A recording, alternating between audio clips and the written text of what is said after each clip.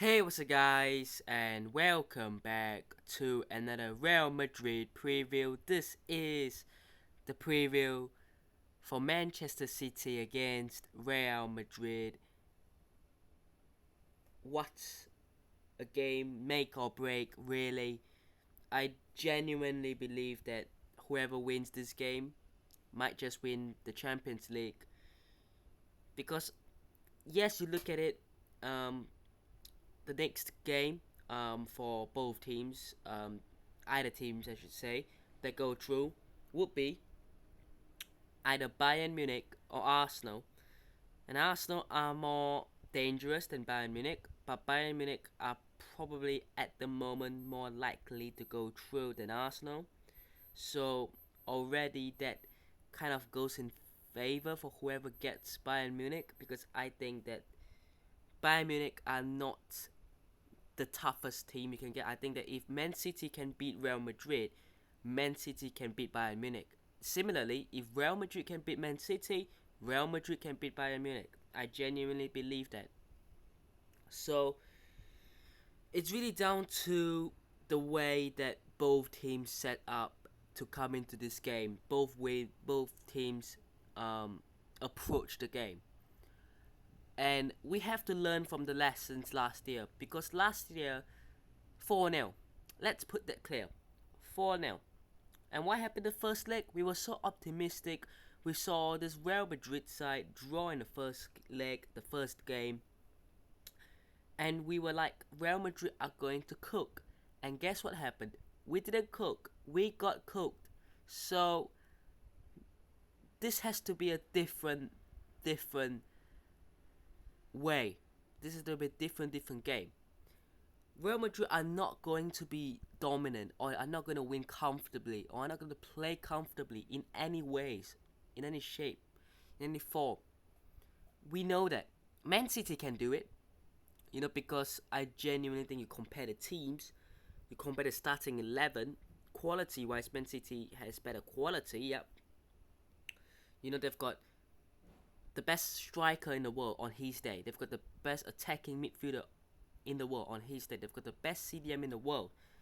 They've got the best, probably the best back four. You know, this team, and they've got Phil Foden, who is one of the best wingers in the world at the moment. This team is playing really, really well. But as we have said before, they have a vulnerability, and Real Madrid didn't take the opportunity in the first leg at the Bernabeu. It was a missed opportunity, a huge opportunity missed. And look, after this game, after 90 minutes, we'll be looking back and saying the reason why we lost was because, obviously, we didn't take the opportunity. And if we lose, look, you have to deal with it. You have to just accept the fact that you are not better than Man City. But how long more are we going to go into such big games as underdogs? How long more are Real Madrid going to play Man City and go, Man City are favourites? How long more can we do that for? Not really a long time. So I feel like if we do lose to Man City, the summer has to be crucial. You have to bring in the right players. You have to start improving the squad. The starting 11, clearly, if they can't go out there and beat Man City, you're not better than Man City. That just sums it up. And if you're not better than the best team in the world, you should be aiming to be the best team in the world if you're Real Madrid. But Man City will definitely be favourites. Let's make that clear. Can Real Madrid win? Yes, if Real Madrid do find a way to stay compact, defensively solid,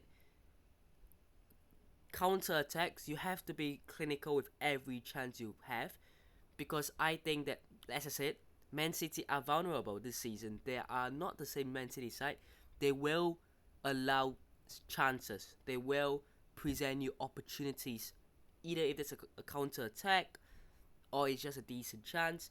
You're not going to be able to play this tiki-taka passing. You're not going to be able to control the ball more than Man City. We know that. But the way Real Madrid can hurt is when Man City are being dominant, and they lose the ball, Real Madrid go down the other end on the counter attack, and that's how we scored. Basically, the first goal was very well worked against Man City. The second goal was pure counter attack, and the third goal was desperation. And obviously, the home crowd was there to help, but you're not really going to get that because obviously you're playing away. So you have to score goals like the second goal that we scored.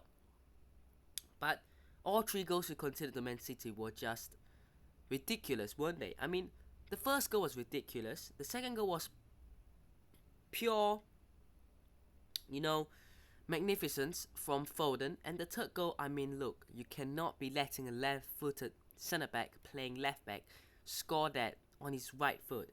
You just can't. So, I'll say 2 of the 3 goals, it should have been prevented. And that's why we are now talking about potentially, losing this game. But look, you have to just face what you're going to do. Vinicius Jr. has to be, an absolute key player. He has to be. I've seen basically a story by Madrid Extra that he posted on Instagram, and he said, or he or she said that the idea basically is Vinicius Jr. will play centrally, Rodrigo will go to the left. How I think that will work, Valverde will most likely cover for the right hand side, and we know that Valverde is a player that can get up and down on the pitch, so he'll do the job really fine. But that's most likely what's going to happen. And we know Rodrigo can cook when he's playing left wing. Vinicius Jr., look, he's not that kind of player. I would say the edge that Rodrigo has over him is, I would say dribbling wise, Rodrigo might be better, especially with the ball. Dribbling with the ball, controlling with the ball. But pure speed, Vinicius Jr. But if you can get the ball on the left side with Rodrigo, get it in for Vinicius Jr. and he might be able to score, that would be great, of course. Bellingham has to have a good game. Look, I know everyone has been criticizing him for not scoring. We don't need Bellingham to score. We need him to create. Even if he doesn't score or he doesn't assist, to be part of the play, to be part of the build-up is what is the most important part. He's not a striker. He's a midfielder.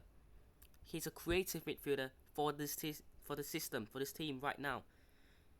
So, we need that. Now, let's talk about Man City coming to this game, playing really, really, really well. Obviously, I'll only talk about the last game they played at home, which was at home to Luton Town. They cooked Luton. Real Madrid went away to Mallorca, got a bit lucky, good goal from Tchouaméni, and that sealed the win. But you're not going to get that kind of tight game, 1-0, 2-1s anymore, really. You're going to get a lot of goals. But let me go through the starting 11. In goal, Lunin starts. The back 4, please start for Monday. No Fran Garcia. Rudiger and Militao has to play.